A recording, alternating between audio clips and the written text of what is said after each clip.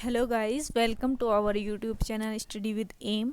आज के इस वीडियो में हम डिस्कस करेंगे मॉडल पेपर जो आपके उत्तराखंड पुलिस, पटवारी, लेखपाल, बंदी रक्षक, LDC and other one day exam के लिए काफ़ी इंपॉर्टेंट है।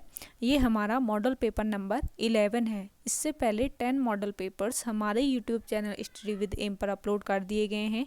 काफ़ी इंपॉर्टेंट क्वेश्चंस दिए गए हैं उन मॉडल पेपर्स में भी, तो आप उन मॉडल पेपर्स को भी ज़रूर देख लें। वीडियो स्टार्ट कर लेते हैं। वीडियो स्टार्ट करने से पहले जिन लोगों ने अभी तक हमारे YouTube channel study with M को सब्सक्राइब नहीं किया है वो सब्सक्राइब कर लें और बगल में जो बेल आइकन दिख रहा है इसे भी प्रेस कर लें ताकि हम कोई वीडियो डालते हैं तो उसका नोटिफिकेशन आपके पास जल्द से जल्द पहुंच जाए।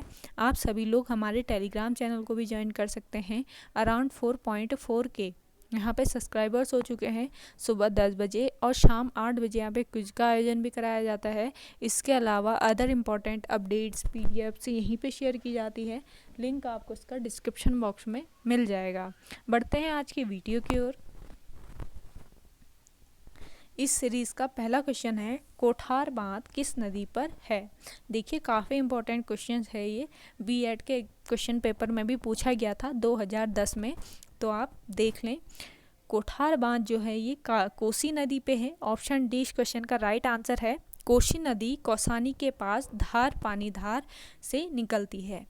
कोसी नदी कौसानी बागेश्वर के बाद अल्मोड़ा, नैनीताल व उधम सिंह नगर में 168 किलोमीटर तक राज्य में बहने के बाद सुल्तानपुर के पास राज्य से बाहर हो जाती है और उसके बाद उत्तर प्रदेश के चमरौल में रामगंगा नदी से मिल जाती है। पुराणों में कोसी नदी को कौशिकी कहा जाता है। पुराणों में कौशिकी कहा जाता है। कोसी नदी को कुमाऊं में कोसी नदी को धान का कटोरा कहा जाता है। तो आप ये भी याद रखें, धान का कटोरा जो है ये कोसी नदी को कहा जाता है। इसकी सहायक नदियां हैं सुमालीगाड़, उलकगाड़ व देवगाड़ जो है इनकी सहायक नदियां हैं कोसी नदी की।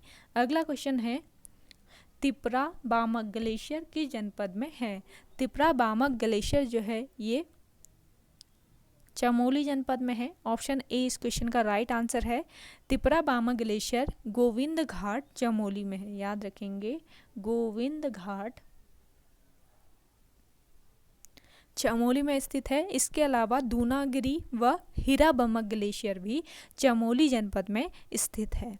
अगला क्वेश्चन है, राजकीय औद्योगिकी महाविद्यालय कहाँ है। राजकीय औद्योगिकी महाविद्यालय जो है ये भरसार पौड़ी में है। ऑप्शन ए इस क्वेश्चन का राइट आंसर है। चंद्र सिंह गढ़वाली औद्योगिकी एवं वानिकी विश्वविद्यालय की स्थापना 2011 में भरसार पौड़ी में हुई और गोविंद बल्लभ पंत इंजीनियरिंग कॉलेज ये घुड़दौड़ पौड़ी में स्थित है। तो ये भी काफ़ी इंपॉर्टेंट क्वेश्चन है, तो आप नोट डाउन जरूर कर लें। अगला क्वेश्चन है, हरिद्वार में महाकुंभ पर्व कब हुआ। देखिए इन ऑप्शंस के हिसाब से 2010 में हुआ था हरिद्वार में महाकुंभ पर्व। इसके बाद 2021 में महाकुंभ का आयोजन हुआ था। जब ये कुंभ मेले का आयोजन हुआ था इस समय मुख्यमंत्री निशंक जी थे और 2021 में जो कुंभ हुआ था उस समय तीरथ सिंह रावत जो हैं ये यहाँ के मुख्यमंत्री थे।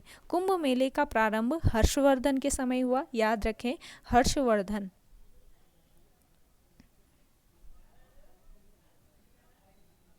कुंभ मेले का जो प्रारंभ है ये हर्षवर्धन के काल में हुआ। हरिद्वार कुंभ मेला मकर संक्रांति पर्व से लेकर दशहरा तक लगता है। तो आप ये सारी चीज़ें याद जरूर करें। अगला क्वेश्चन है, देश का सर्वोच्च रक्षा सम्मान परमवीर चक्र प्राप्त करने वाले सोमनाथ शर्मा कौन सी कुमाऊं रेजिमेंट के थे। ये थे 4वीं कुमाऊं रेजिमेंट के। ऑप्शन 20 क्वेश्चन का राइट आंसर है। कुमाऊं रेजिमेंट के 4 बटालियन के मेजर सोमनाथ शर्मा को भारत का प्रथम परमवीर चक्र दिया गया। 1962 में चीन युद्ध के समय मेजर शैतान सिंह को परमवीर चक्र मिला और शैतान सिंह जो हैं ये 13वीं बटालियन के थे। कुमाऊं रेजिमेंट की स्थापना की बात करें तो 27 अक्टूबर 1945 को कुमाऊं रेजिमेंट की स्थापना हुई और इसका मुख्यालय मई 1948 में आगरा से रानीखेत स्थानांतरित किया गया। अगला क्वेश्चन है, महान संत नीम करौली बाबा का आश्रम किस स्थान पर स्थित है? नीम करौली बाबा जो है इनका आश्रम कैंची धाम में स्थित है। ऑप्शन ए इस क्वेश्चन का राइट आंसर है। कैंची धाम जो है ये भवाली से अल्मोड़ा की तरफ मार्ग है, NH हाईवे है, तो वहाँ पे पड़ता है कैंची धाम, तो आप देख लें। अगला क्वेश्चन है, उत्तराखंड का उच्च न्यायालय कहाँ स्थित है? उत्तराखंड का उच्च न्यायालय स्थित है नैनीताल में। ऑप्शन ए इस क्वेश्चन का राइट आंसर है। 27 अप्रैल 1897 में नैनीताल के राजभवन या हाईकोर्ट भवन की नींव पड़ी और 1900 ईस्वी में राजभवन बनकर पूर्ण तैयार हो गया।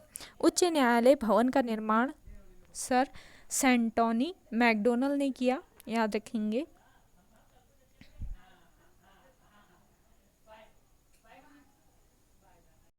सेंटोनी मैकडोनल ने जो भवन का निर्माण किया जो गॉथिक शैली में बना है, याद रखेंगे। उच्च न्यायालय जो है ये गॉथिक शैली में निर्मित है, गॉथिक शैली। राजभवन को गवर्नर हाउस भी कहा जाता है। राजभवन को डिज़ाइन करने का जो श्रेय है ये स्टीवंस व ऑरेटर को जाता है। अगला क्वेश्चन है,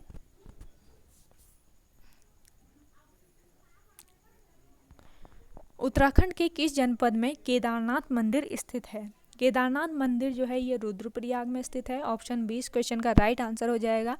केदारनाथ मंदिर कत्यूर शैली का है। केदारनाथ में अलग अन्नकूट उत्सव या भतूज उत्सव मनाया जाता है, याद रखेंगे। जो अन्नकूट उत्सव या भतूज उत्सव जो है ये केदारनाथ में मनाया जाता है। शिव के 12 ज्योतिर्लिंगों में से एक है केदारनाथ मंदिर और यहाँ भगवान शिव के पिछले भाग की पूजा होती है। इस मंदिर का जीर्णोद्धार आदि गुरु शंकराचार्य ने कराया था और 18वीं शताब्दी में, याद रखेंगे, 18वीं शताब्दी में रानी अहिल्याबाई होलकर ने केदारनाथ मंदिर का पुनर्निर्माण कराया। केदारनाथ मंदिर समिति का गठन 1948 में हुआ और इसका मुख्यालय ऊखी मठ में स्थित है। ऊखी मठ में इसका मुख्यालय है। अगला क्वेश्चन है, वन अनुसंधान संस्थान कहाँ स्थित है? वन अनुसंधान संस्थान देहरादून में स्थित है। ऑप्शन सी इस क्वेश्चन का राइट आंसर हो जाएगा। देश का प्रथम वन विद्यालय की स्थापना 1878 में फॉरेस्ट स्कूल ऑफ देहरादून के नाम से हुई, जिसके गठन की सलाह डीट्रिच ब्रैंडिस ने दी थी। डीट्रिच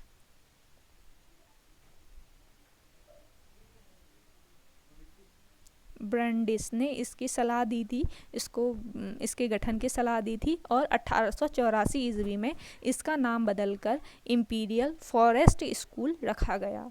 1906 में अनुसंधान कोर्स के साथ जोड़ते हुए इसका नाम इंपीरियल फॉरेस्ट रिसर्च इंस्टीट्यूट रखा और स्वतंत्रता के बाद इसका नाम इंडियन फॉरेस्ट रिसर्च इंस्टीट्यूट हो गया। तो आप ये सारी चीज़ें नोट डाउन जरूर कर लें। अगला क्वेश्चन है,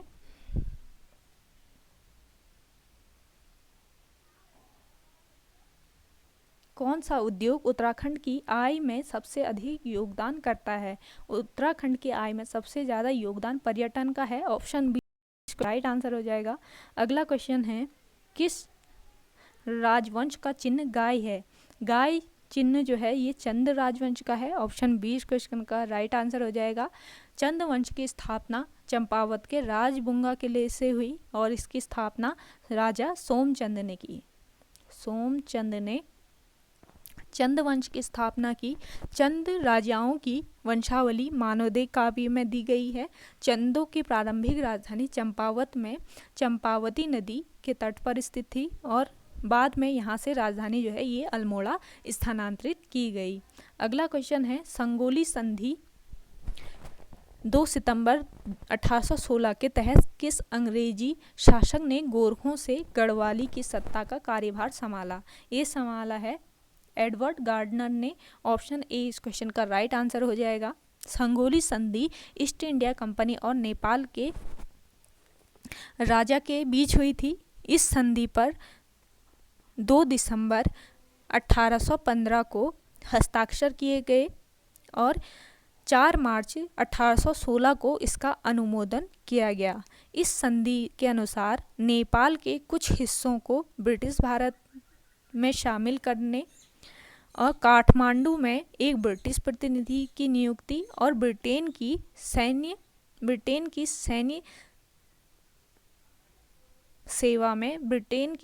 सेवा में गोरखाओं की भर्ती करने की अनुमति दी गई थी संगोली संधि में। अगला क्वेश्चन है,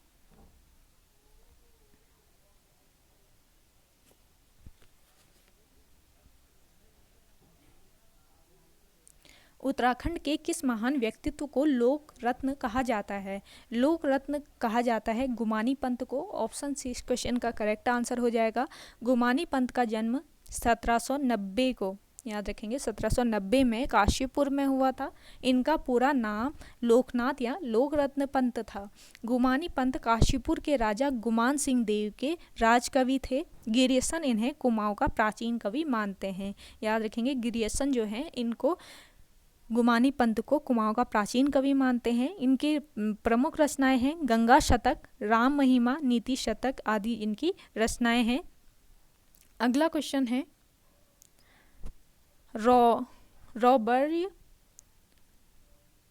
रॉबर्स गुफाएं कहाँ स्थित हैं?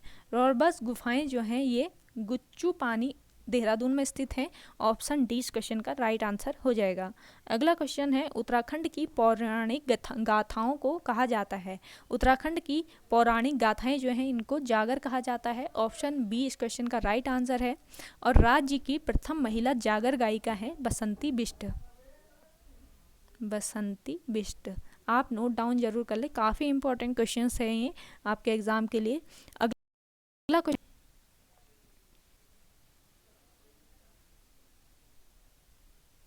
हरिद्वार के चंडी घाट में किन शासकों के बीच युद्ध हुआ? हरिद्वार के चंडी घाट में शाह आलम और महादजी सिंधिया के बीच युद्ध हुआ था। ऑप्शन ए इस क्वेश्चन का राइट आंसर है। अगला क्वेश्चन है, पहाड़ का लालटेन किस साहित्यकार की कृति है? पहाड़ का लालटेन कृति मंगलेश डबराल की है। ऑप्शन बी इस क्वेश्चन का राइट आंसर है।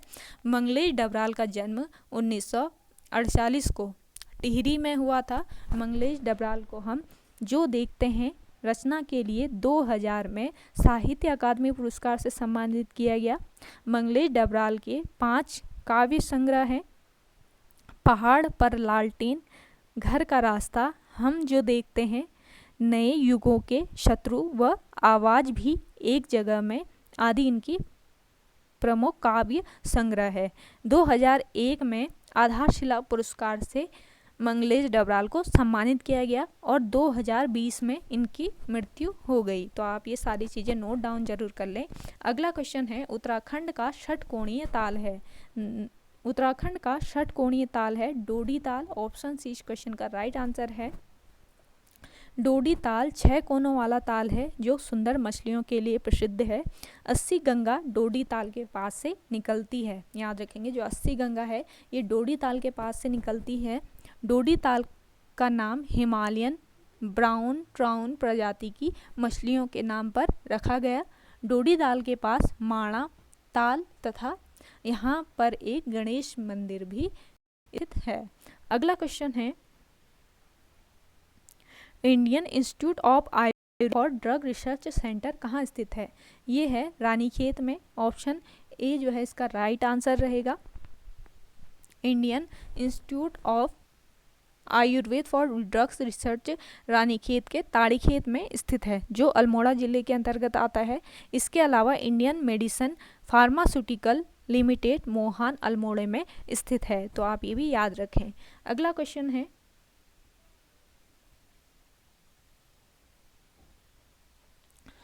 मोनाल उत्तराखंड के अतिरिक्त किस राज्य का प्रतीक चिन्ह है? मोनाल जो है ये उत्तराखंड के अतिरिक्त हिमाचल प्रदेश का प्रतीक चिन्ह है। मोनाल को हिमालय का मयूर कहा जाता है। याद रखेंगे हिमालय का मयूर जो है ये मोनाल पक्षी को कहा जाता है। मोनाल पक्षी राज्य के